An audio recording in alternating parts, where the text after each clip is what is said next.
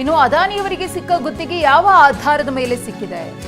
ತಾಂತ್ರಿಕ ಅರ್ಹತೆ ಇದ್ರೆ ಗೆಲ್ತಾರಾ ಇಲ್ವಾ ಅನ್ನೋದು ಗೊತ್ತಾಗುತ್ತೆ. ವಿಧಾನಸೌಧದಲ್ಲಿ ಸಚಿವ ಸಂತೋಷ್ ಲಾಡ್ ಅವರ ಹೇಳಿಕೆ ಇದು. ಈ ಬಗ್ಗೆ ಚರ್ಚೆ ಮಾಡೋಣ, ಅಶೋಕ್ ಅವರನ್ನ ಕರೀರಿ.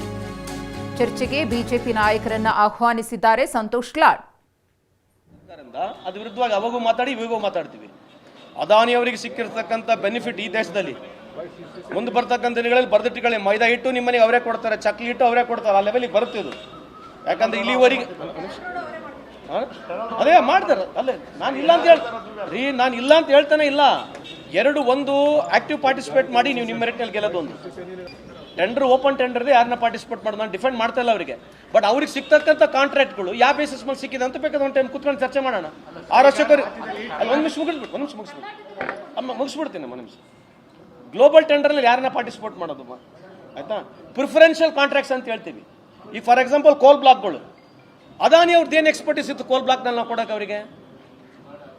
ನಾವು ಅನಿಲ್ ಅಂಬಾನಿ ಅವರಿಗೆ ಮ್ಯಾನುಫ್ಯಾಕ್ಚರಿಂಗ್ ಆಫ್ ಏರ್ಕ್ರಾಫ್ಟ್ ಕೊಟ್ವಿ, ರಫೇಲ್ ಡೀಲ್ನ ಕೊಟ್ವಿ ಅವರಿಗೆ.